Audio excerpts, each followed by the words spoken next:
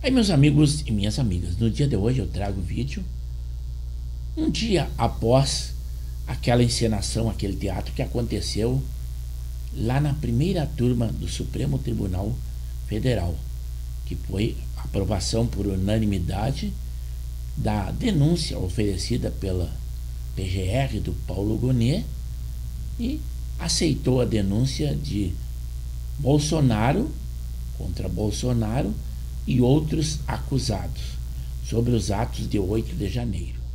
Alguns até dizem que se a defesa foi tão boa, como é que teve essa unanimidade na aceitação? Mas esse era um jogo jogado. Poderia ser a melhor defesa do mundo que não mudaria esse placar. E quanto à certeza de que haverá condenação, é saber que esses homens, juízes do Supremo, que aceitaram a denúncia, serão os mesmos que irão julgá-los. Embora que houvesse a contestação em alguma situação do juiz Luiz Fux, mas isso faz parte do jogo. Mesmo que ele tenha a opinião que deveria ser julgado em plenário e por todo o Supremo, mas votou a favor. Se eu disser a vocês que mesmo que seja contra a lei e assim mesmo eu aprovo, com certeza eu estarei errado e estarei fora da lei. E é por isso que eu trago opiniões, primeiro do presidente Lula, que com certeza, e mesmo que ele diga que quer o cumprimento da lei, ele quer que Jair Bolsonaro seja preso para se fazer igual a ele, que já foi preso. Por isso que ele gosta ou gostaria da condenação e a prisão de Jair Bolsonaro. Como a Janja, que também diz que estaria indiferente, mas em situação anterior, nós já mostramos em vídeo que ela promete que gostaria e o futuro prevê, segundo ela, a prisão de Jair Bolsonaro. Então eu trago, além do presidente Lula, também o senador Eduardo Girão, falando como político, mas também nós temos do jurídico, o ex-ministro do Supremo Tribunal, o Marco Aurélio. Aí, à luz da lei, ele deu a sua opinião. Por isso que eu peço que vocês assistam o nosso vídeo na íntegra, que com certeza é muito importante. Até por causa daquela ênfase, parceirice no semblante de William Bonner, aquele âncora da Rede Globo que ganha milhões e, como todos nós sabemos, ele odeia Jair Bolsonaro. Basta dizer que o Jornal Nacional destinou quase que todo o seu tempo sobre o julgamento, o que nós víamos somente em redes sociais. Mas, embora que eu não recomende a Rede Globo a ninguém, eu me obrigo a assistir até para poder fazer um vídeo rico de informações a todos vocês. Vamos aí ao falar do vídeo, e não esqueçam, além de assisti-lo na íntegra, eu peço que também se inscrevam no canal. É Pepe Severo pelo YouTube. Assistam. Em Tóquio, o presidente Lula falou sobre a decisão da primeira turma do Supremo Tribunal Federal de tornar réu Jair Bolsonaro.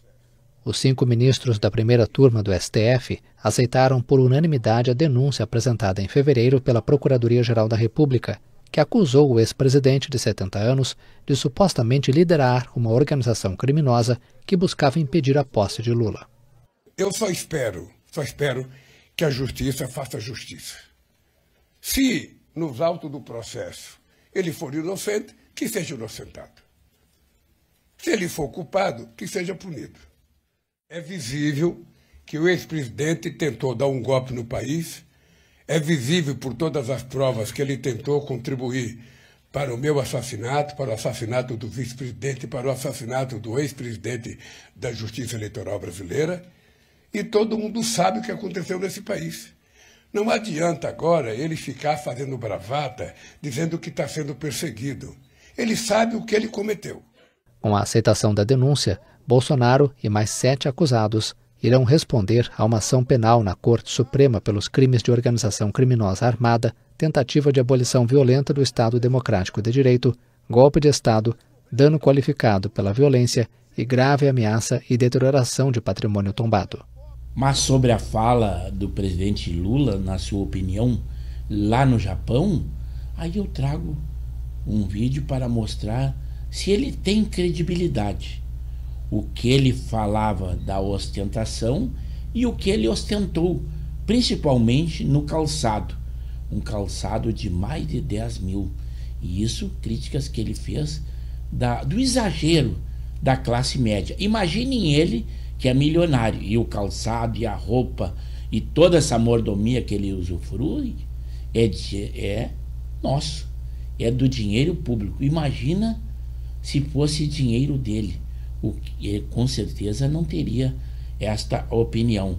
Vejam aí e vejam também, julguem se há como dar credibilidade ao que ele fala e realmente ao que ele faz.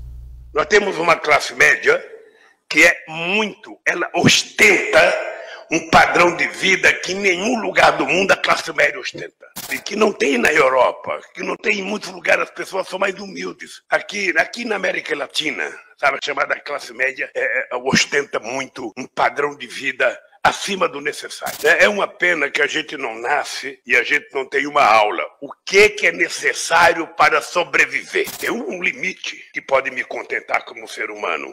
Eu quero uma casa, eu quero casar, eu quero ter um carro, eu quero ter uma televisão. Não precisa ter uma em cada sala. Uma televisão já está boa. Ou seja, na medida que você não impõe limite, você faz com que as pessoas comprem um barco de 400 milhões de dólares e comprem um outro barco para posar o seu helicóptero. O que faz uma pessoa com um barco de 400 milhões de dólares?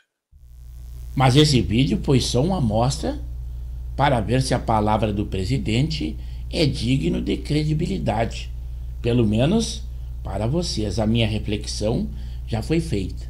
Mas voltemos ao julgamento.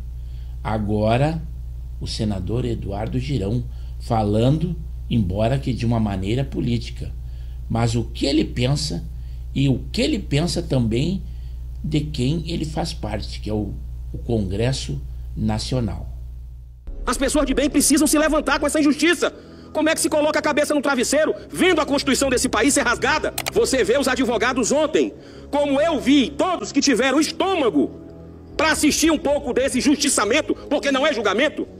E sabe por que não querem levar para o plenário, que os próprios ministros, senador Espiridião a mim, não querem levar para o plenário do STF? Porque eles sabem que a divergência vai ser maior no plenário. O grande responsável por tudo isso que está acontecendo no Brasil somos nós, senadores da República, eu me incluo, porque o tempo é o senhor da razão. Em pouco tempo, porque diferente do julgamento do Lula, do julgamento do mensalão, do Petrolão, que teve prazo obedecido, que teve prova robusta, esse não tem nada. Zero. O país que tem tudo para estar no topo do mundo é o Brasil. Acabaram com a segurança jurídica desse país. Voltou o sentimento de impunidade, porque estão liberando traficante corrupto todo dia, mas estão perseguindo quem cumpriu a lei, como Deltan Dallagnol. Mas, ao trazermos aquela opinião de um leigo que é do presidente Lula, que a sua intenção é tão somente de que Bolsonaro seja condenado e preso, também do senador Girão, que como oposição ao governo e como político também se manifestou. Agora então eu trago uma entrevista por alguém que é entendido do jurídico e militou por 31 anos como ministro do Supremo Tribunal Federal, que é o agora aposentado, o ministro Marco Aurélio. Vale a pena para que nós entendamos o jurídico e como está sendo e como deveria ser. Em entrevista à CNN, o ministro aposentado do Supremo Tribunal Federal, Marco Aurélio Mello, afirmou que causa perplexidade a ele o fato de o STF julgar pessoas que não possuem prerrogativa de foro, como os envolvidos nos atos do dia 8 de janeiro de 2023 e ex-presidentes da República, como Jair Bolsonaro.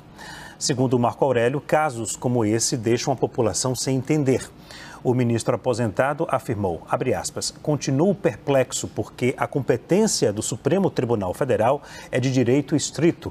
Pessoas que participaram daquela arruaça lá, uma alusão ao 8 de janeiro, estão lá no Supremo Tribunal Federal. Porque não sei, eles têm direito a um juiz de primeira instância. Marco Aurélio ainda afirmou, abre aspas, durante os 31 anos que estive no STF, quando alguém terminava o mandato, a gente baixava as ações para a primeira instância. Qual foi o órgão que julgou o presidente Lula? Foi o Supremo? Por que agora o STF vai julgar Jair Messias Bolsonaro? Isso é que a sociedade fica perplexa. Fecha aspas. Eu espero que esse vídeo tenha sido esclarecedor. Inclusive a vocês que assistiram a esse julgamento e aprovação da denúncia, um dos ministros que deveria ser impedido, segundo inclusive o ministro Marco Aurélio, o Alexandre de Moraes, trouxe uma carta na manga, trouxe um vídeo editado e passou ali, que inclusive numa situação ele falou assim e se dirigiu a mim. É uma situação de que já deveria ser impedido, inclusive na sua expressão. O ministro Zanin, que antes da decisão já havia se referido às pessoas como réus, o que só aconteceria após a decisão. Mas quanto a esse vídeo editado, isso aí cabe muito bem à defesa ou à acusação, mas nunca ao juiz. A preocupação de Alexandre foi essa. Se você assistir a um vídeo editado sobre uma briga de casal ou uma discussão de casal por 2 horas, e se você colocar tão somente aquele momento em que os ânimos foram mais acirrados, com certeza essa vítima ou o acusado, qualquer que seja ele, será julgado e condenado com certeza. Mas eu espero que esse vídeo tenha sido esclarecedor. Mas não esqueça de que é muito importante a sua opinião. E é ela que eu espero. Aonde? Ali no canal do YouTube de Pepe Severo, pois nós temos edições diárias e os mais variados assuntos.